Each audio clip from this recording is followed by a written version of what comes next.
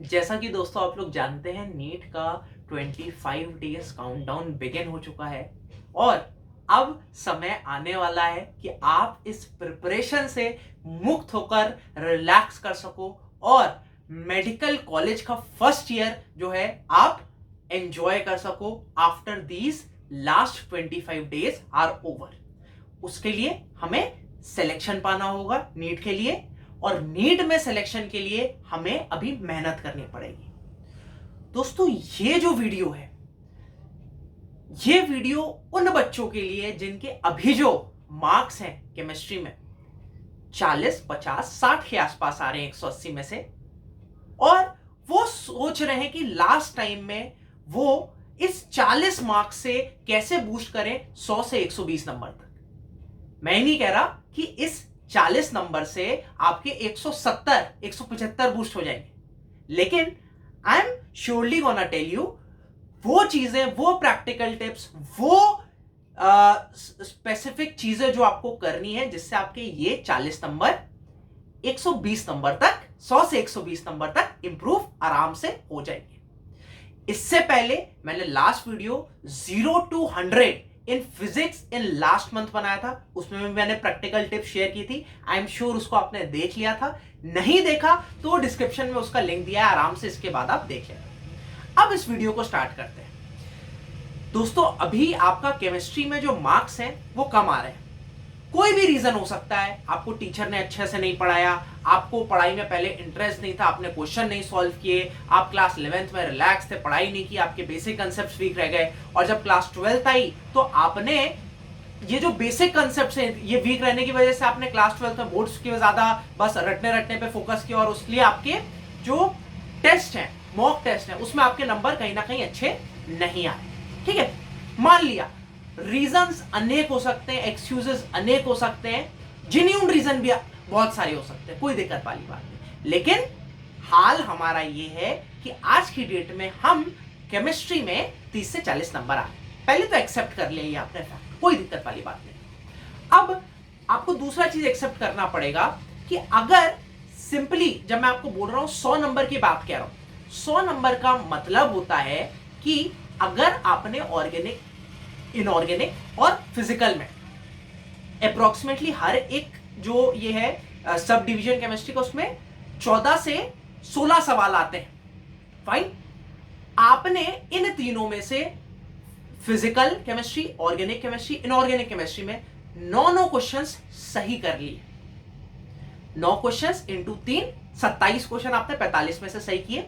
कितने नंबर बने दोस्तों? आपके 108 नंबर बने। इसके अलावा आपने अगर 8 क्वेश्चंस जो हैं वो आपने गलत भी, नेगेटिव मार्किंग में भी चले गए, तब भी आपके 100 नंबर आराम से आएंगे। ठीक, अब सीक्वेंशली बात करते हैं हर एक जो सब डिवीजन है हमारी केमिस्ट्री का। सबसे पहले आप आ जाओ इनऑर्गेनिक केमिस्ट्री।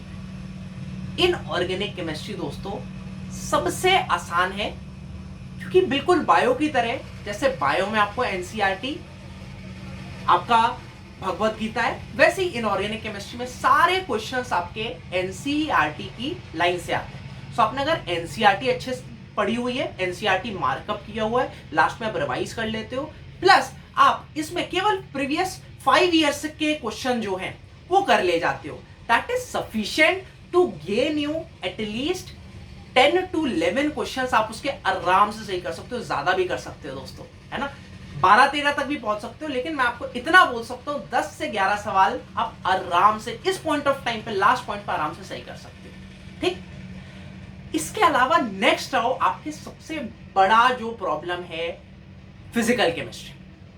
दोस्तों आप मेरे से बोलोगे कि सर इलेक्ट्रोकेमिस्ट्री डिफिकल्ट आती है, डिफिकल्ट लगती है, नहीं समझ में आती है, छोड़ दो, कोई दिक्कत नहीं है। थर्मोडायनेमिक्स मुश्किल लगती है, छोड़ दो, कोई दिक्कत नहीं है। इक्विलिब्रियम बहुत मुश्किल लगता है सर, एकदम कंसेप्ट नहीं बना, क्वेश्चन लगते ही नहीं, 4-4, 5-5 मिनट लगता हूं तब भी क्वेश्चन नहीं लगते, छोड़ दो। क्लियर, कोई चिंता करने वाली बात ही नहीं है।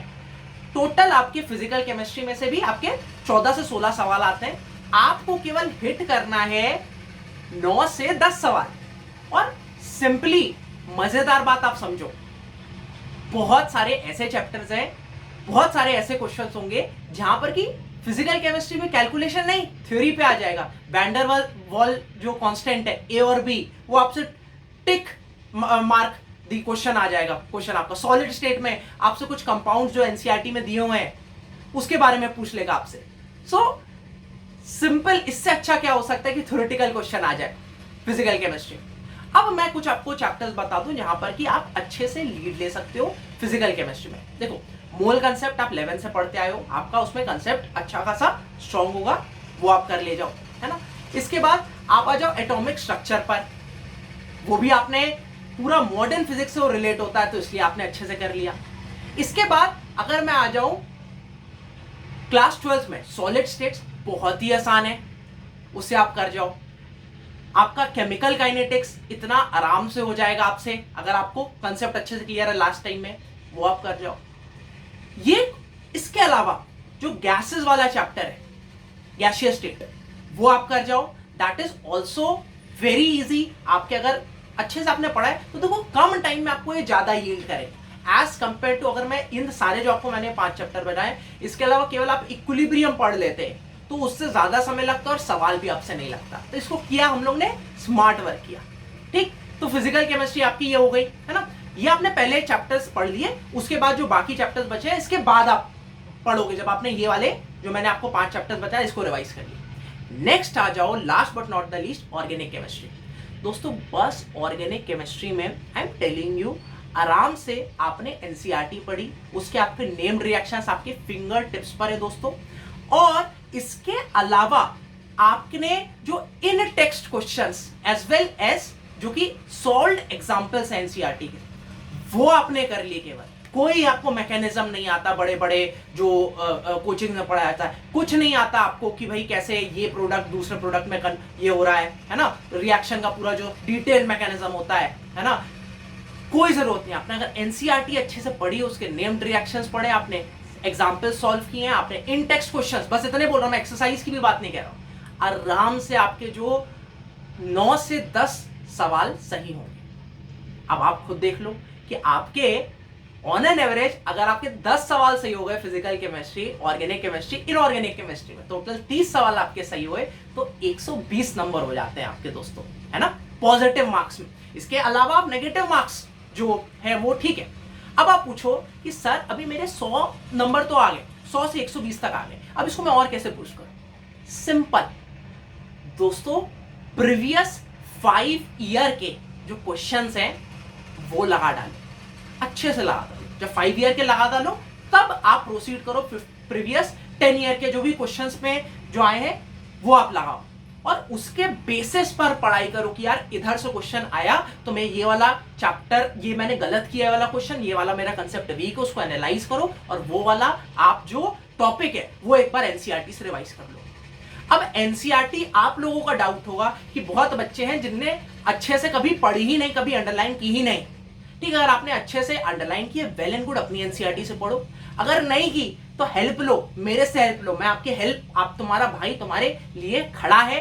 मैंने पूरी अपनी एनसीईआरटी क्लास 11th का पार्ट 1 पार्ट 2, क्लास 12th का पार्ट 1 पार्ट 2 पूरा पीडीएफ बना के दोस्तों, कलर्ड पीडीएफ, अंडरलाइन, पूरा हाईलाइटेड अंडरलाइन, आपको सारा मेरे टेलीग्राम चैनल पे जिसका डिस्क्रिप्शन में लिंक दिया है वो आप देख चुके होंगे, या फिर डाउनलोड कर लो, उसको प्रिंट कर लो, और उससे आप बस अंडरलाइंड पोर्शन और लास्ट में एनसर्कल्ड पोर्शन पढ़ जाना, दैट इज सफिशिएंट, ठीक है।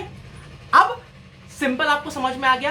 पहला आपने 100 नंबर तक, 100 से 120 नंबर तक आपने, मैंने आपको बताया कैसे आपको जाना है। उसके ऊपर आप 140 नंबर तक कैसे चले जाओगे, प्रीवियस ईयर क्वेश्चंस को करके और उसका एनालिसिस करके, इंप्रूव करके जो आपकी गलती है, ठीक।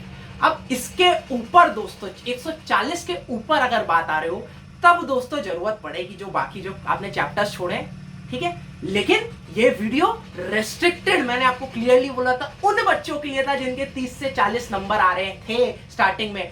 आप वहां से नंबर अगर बूस्ट कर ले जाते हो 140 तक दोस्तों, बात ही क्या है फिर तो, है ना। सो फोकस करो, पढ़ाई करो, अच्छे से पढ़ो। एनसीईआरटी आपका ग्रंथ है, एनसीईआरटी आपकी भगवत गीता है, एनसीईआरटी ही सब कुछ है आपके लिए। ट्रस्ट मी, बड़े बड़े जो 3-3 साल 4-4 साल से टॉपर्स पढ़ रहे हैं, है ना, वो लास्ट में अगर डिविएट हो जाए और आप जो लास्ट टाइम में मेहनत करते रहो, तो आप जो हो लीड ले सकते हो, प्रोवाइडेड आप स्मार्ट वर्क कर रहे हो। क्योंकि नीट जो है वो रिक्वायर करता है स्मार्ट वर्क, वो रिक्वायर करता है मेहनत, डेडिकेशन, एज वेल एज वो रिक्वायर करता है रेक्टिफिकेशन जरूरत होती है लास्ट में। अगर आपको नहीं है कंसेप्ट, अगर आप ये समझने लग जाओगे कि ये इक्वेशन कहां से आई, इसका डेरिवेशन क्या है, या बोर्ड्स का पेपर नहीं दे रहे हो, लेकिन अगर आपने वो रटी हुई इक्वेशन है ना, या फिर वो आपने कोई डेरिवेशन, उसका जो फाइनल जो रिजल्ट आया, जैसे tan theta is equal to 4h/r, आपका एक रिजल्ट आता है इसमें प्रोजेक्टाइल मोशन में क्लास 11th में फिजिक्स के, आपको रटा हुआ है, तो बड़े बड़े क्वेश्चन आपको नहीं भी आते होंगे तब भी आप सिंपल फॉर्मूला से सॉल्व कर ले जाओगे। इसको कहते हैं स्मार्ट वर्क, आपने सही टाइम में कर लिया। और जो टॉपर बच्चा था, ठीक है, जो बहुत मेहनत किया, जो मेहनती है, टॉपर बच्चा नहीं, जो मेहनती बच्चा था, उसने क्या किया, पूरा टाइम लगा के सॉल्व किया चीजें, उसने नॉर्मल तरीके से पढ़ी, तो वो उतनी लीड नहीं ले पाएगा। Last time is something which matters the most. I'm not saying it is something which all it matters. It matters the most. This is something which I'll say, because जिसने रिवाइज नहीं किया last point में, उसका NEET में selection next to impossible है। इसी के साथ मैं विदा लेता हूं आपसे। इस चैनल को प्लीज सब्सक्राइब कर लेना, आपको सॉलिड कंटेंट प्रोवाइड होने वाला है आगे। लाइक कर देना जरूर से अगर ये वीडियो अच्छा लगे। आपका कंपटीशन आपके दोस्त के साथ नहीं है मेरे भाई, आपका कंपटीशन उन कोटा और दिल्ली के टॉप इंस्टीट्यूट्स में टॉप बच्चों के साथ है। सो अपने दोस्तों को शेयर करो, एक हेल्दी कंपटीशन अपने दोस्तों के साथ, आपको एक हेल्दी, आप आराम से एक पैल टू पैल आप बातें करो, उनके साथ पढ़ो, कोई दिक्कत वाली बात नहीं, लेकिन कंपटीशन आपको कोटा और दिल्ली के टॉप इंस्टीट्यूट्स वाले बच्चों से करना है। Wish you all the very best. Thank you very much for watching. Bye guys. और ऐसे ही बेल आइकन को हिट कर दो, जिससे आप कोई अपडेट मत करो। हम लोग केवल सिग्निफिकेंट वीडियो आपकी प्रिपरेशन को बूस्ट करने के लिए डाल रहे हैं। Thank you very much for watching. Bye guys.